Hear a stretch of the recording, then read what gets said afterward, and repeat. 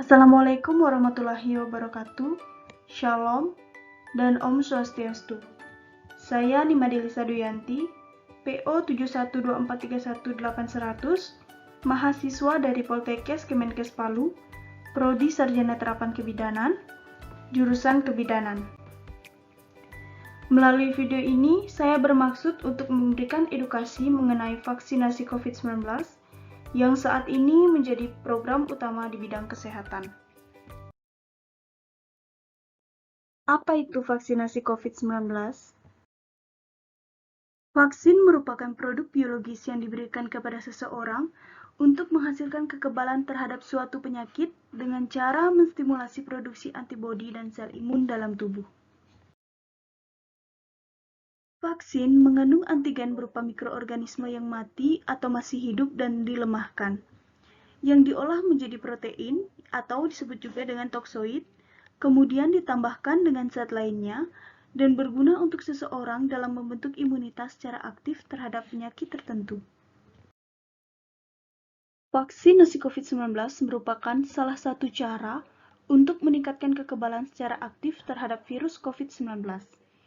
Jika seseorang telah mendapatkan vaksinasi COVID-19 pada saat terpapar, maka seseorang sudah memiliki antibodi untuk merespon penyakit COVID-19, sehingga dapat meminimalisir gejala penyakit COVID-19.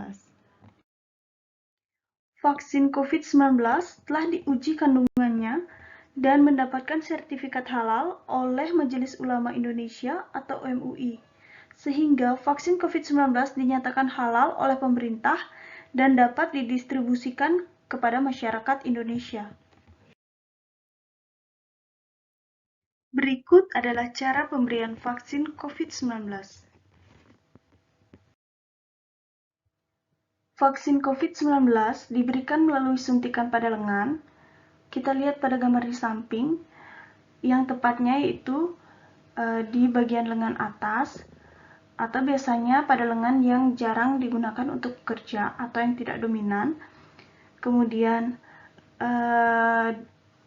vaksin ini dimasukkan ke dalam massa otot, atau dalam bahasa medisnya disebut penyuntikan secara intramuskular atau IM. Kenapa harus melakukan vaksin COVID-19? Berikut adalah manfaat yang dapat kita peroleh dari melakukan vaksinasi COVID-19, yaitu yang pertama, dapat merangsang sistem kekebalan tubuh, kemudian mengurangi dampak berat dari virus COVID-19, kemudian mengurangi risiko penularan COVID-19, menurunkan angka kesakitan dan kematian akibat COVID-19, mencapai kekebalan di kelompok masyarakat atau biasa disebut juga dengan herd immunity, dan melindungi masyarakat dari COVID-19 agar tetap produktif secara sosial dan ekonomi. Salah satu manfaat dari vaksinasi COVID-19 yaitu untuk mencapai kekebalan kelompok atau herd immunity. Berikut adalah penjelasan tentang apa itu herd immunity. Herd immunity adalah ketika sebagian besar populasi kebal terhadap penyakit menular, dalam hal ini adalah COVID-19, sehingga memberikan perlindungan tidak langsung atau kekebalan kelompok bagi mereka yang tidak kebal terhadap penyakit menular tersebut. Kekebalan kelompok terhadap COVID-19 harus dicapai dengan melindungi orang melalui vaksinasi COVID-19. Berikut ini merupakan ilustrasi untuk mencapai kekebalan kelompok atau herd immunity, di mana sebagian besar populasi harus divaksinasi untuk melindungi populasi yang belum melakukan vaksin, terutama untuk melindungi kelompok masyarakat yang rentan, seperti lansia, yang memiliki penyakit bawaan dan reaksi alergi terhadap kandungan vaksin, sehingga masyarakat tersebut terlindungi dari COVID-19 dan dapat melakukan aktivitas seperti biasa. Sebelum melakukan vaksinasi, harus memenuhi syarat sebagai berikut. Yang pertama, masyarakat yang menjadi prioritas adalah masyarakat yang berusia 18-59 tahun, kemudian Masyarakat yang pernah terinfeksi COVID-19 atau yang biasa disebut juga dengan penyintas COVID-19 dapat diberikan vaksin dengan syarat telah sembuh dari COVID-19 minimal 3 bulan.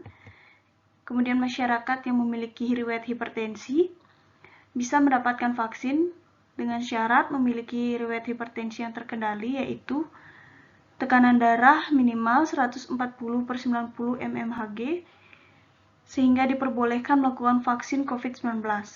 Kemudian yang terakhir adalah memiliki suhu tubuh yang normal, yaitu 36,5 derajat, dan dalam keadaan sehat. Setelah kita melakukan vaksinasi, beberapa efek samping yang mungkin terjadi pada tubuh kita, yaitu yang pertama, nyeri pada tempat suntikan, kemudian mengalami kemerahan, dan mengalami bengkak pada tempat suntikan. Ini merupakan efek samping yang normal jika tidak mempengaruhi kegiatan sehari-hari. Kemudian, terdapat beberapa cara untuk menangani efek samping tersebut. Cara yang pertama yaitu melakukan kompres dingin, tujuannya untuk mengurangi rasa nyeri dan bengkak pada tempat suntikan. Kemudian, mengkonsumsi obat-obatan, yaitu obat paracetamol yang bertujuan untuk mengurangi rasa nyeri pada tempat suntikan, atau bisa juga dikonsultasikan dengan perawat.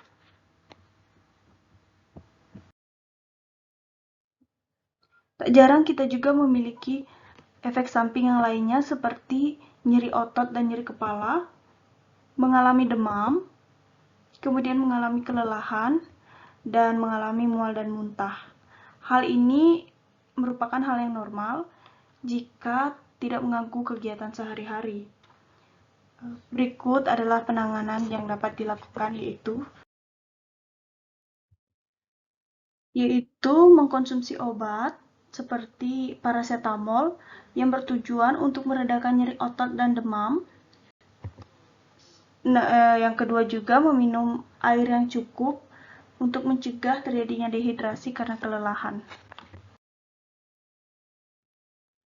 Tempat pelayanan vaksin COVID-19 tidak boleh dilakukan di rumah sendiri dan tanpa pengawasan dari tenaga kesehatan. Karena pemerintah telah menetapkan beberapa tempat pelayanan vaksin, yaitu yang pertama, dilakukan di puskesmas atau puskesmas pembantu, kemudian bisa dilakukan di klinik, di rumah sakit, dan di kantor kesehatan pelabuhan atau KKP. Vaksin booster merupakan vaksin ketiga setelah dosis primer tercapai, atau setelah vaksin dosis pertama dan kedua telah tercapai, barulah mendapatkan vaksin ketiga. Vaksin booster atau vaksin lanjutan diberikan kepada masyarakat karena terjadi penurunan antibodi 6 bulan setelah mendapatkan vaksin COVID-19 dosis primer lengkap, sehingga dibutuhkan pemberian dosis lanjutan atau booster untuk meningkatkan proteksi individu terutama pada kelompok-kelompok masyarakat yang rentan. Kemudian, aturan dosis lanjutan untuk booster telah diperbolehkan oleh Departemen Kesehatan pada tahun 2019 yang disesuaikan dengan ketersediaan vaksin di masing-masing daerah dengan mengutamakan vaksin yang memiliki expiry date terdekat.